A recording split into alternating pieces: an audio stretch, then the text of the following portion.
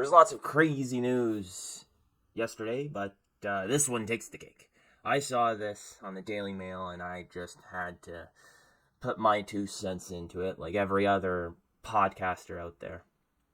When I saw that the bird flu was going to affect my meat, even though it says America, we do get steak from America, so I was like, I have to talk about this. This is the most important thing in my lifetime. So let's get into this. From the Daily Mail, what you can and can't eat amid America's bird flu outbreak, according to ex-FDA food chief. Avoid steakhouses, salad dressing, and even some favorite desserts. Okay, so 2 things right there. I ain't avoiding my favorite desserts. On my cheat day, I eat meat and broccoli and eggs pretty much every day. So on my cheat day, I will eat my desserts. And 2, I don't really go to steakhouses, but my smokehouses, I will not be avoiding those. So if I don't upload for about a week or something, Imperfect got some bird flu. Let's get into this. Americans are being urged to stay away from classic American dishes like steak and eggs and some desserts because they are at risk of catching bird flu. I didn't know meat could catch bird flu. I thought it was the animals who caught bird flu. That advice is of former FDA food safety advisor Dr. Darren Detweiler. Told to that animal products that are not properly cooked could harbor small fragments of the virus. Okay, so if you don't properly cook meat in general, you already will get sick because it's something called salmonella. It's been found in a lot of meat when, like, steak isn't seared on both sides, or hamburger isn't cooked all the way through, or eggs when, like, it's not cooked to a certain temperature. Like, so apparently we got bird flu now, and not just salmonella. So this is the Daily Mail, so this could all just be like, hey guys, don't eat meat. Because, yeah, they're all about the going vegan, and meat is the worst thing for you ever. So apparently this flu has caused dozens of outbreaks in the U.S. I did hear that, and a lot of birds have been killed. Let us give a moment of silence for those birds. Okay, the moment's over. Let's keep going.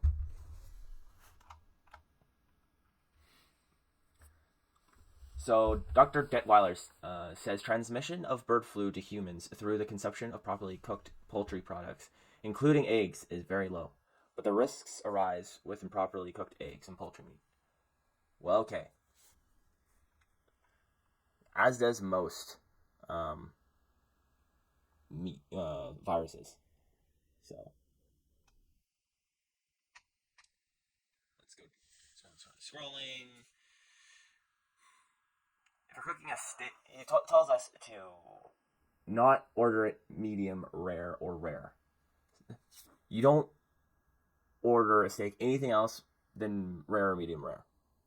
You could have it more bloody, but okay. But I'm assuming what they're gonna say is cook it well done, and that is you've just destroyed the steak, and it's tough and it's disgusting because most of the fat is cooked out of it. I don't care what you people think about it. I'm right. You're wrong. That even if you like your steak well done, you're wrong. I just want to let you know it. But you're right if you like and subscribe, and you comment below, because I could really use those subscribers, even though you're still wrong about the steak. So he's not convinced yet that simply searing the outside is enough to actually kill the H5N1 in beef. I would 100% recommend that it is cooked throughout to a minimum safe cooking temperature for a piece of solid beef. So destroy your steak. He also says to avoid poached, soft-boiled, and over-easy eggs, so no runny yolks. Those are the best ways to cook eggs, especially if you put like the runny eggs on top of steak, and then like the yolks turn into like a sauce. Oh, that's just the best thing ever. In the cases of avian flu concerns, eggs should be cooked until both the white and the yolk are firm. Ugh. So like hard boiled. Great.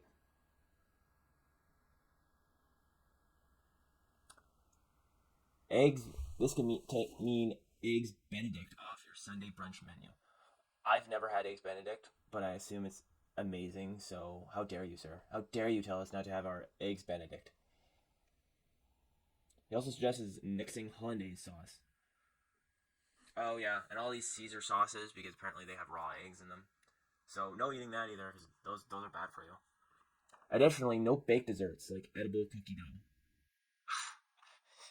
You think people just eat edible cookie dough? People eat cookie dough.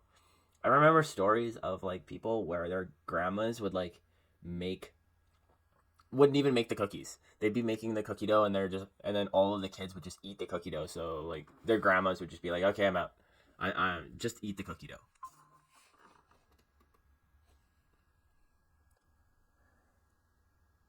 So Dr. Detweiler also advises against eggs in dirty that are dirty and cracked. Yeah, that makes sense. Well, or cracked. If they're dirty, just wash them. Oh, they give a whole chart here. Scrambled. Ooh, that's how I like my eggs. Poached are really good too.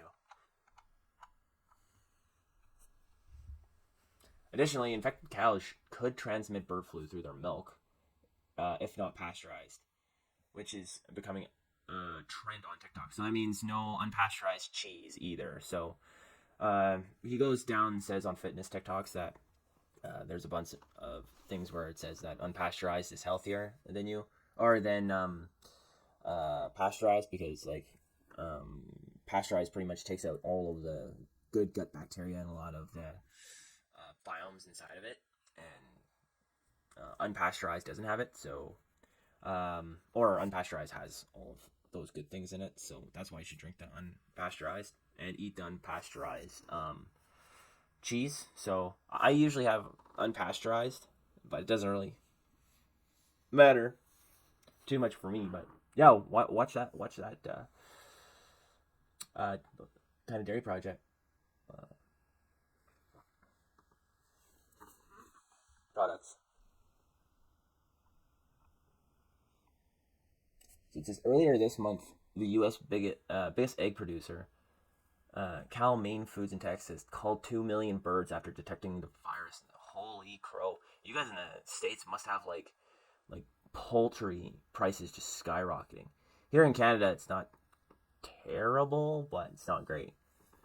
And so far, 17 farms across 6 states have reported H5N1 infections in their cows, including 5 in Texas, as well as farms in New Mexico, Michigan, Ohio, Idaho, and Kansas. Cows in Iowa are also being tested. Well, that's terrible. That you're having to cull large flocks of birds, and that's 17 farms that have already had this. But I think there's only been maybe 1 or 2 instances of bird flu in humans, which is bad, but it's not like an epidemic. So we'll have to see where this goes. I'm not particularly. Just for me, I think this is just one of those things where they're just trying to get you off meat.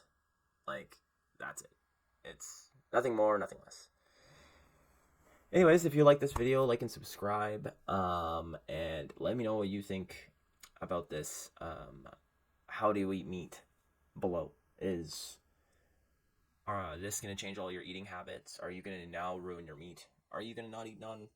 Or are you going to eat non-running eggs from now on? Let me know. I need some culinary knowledge. And have a great day.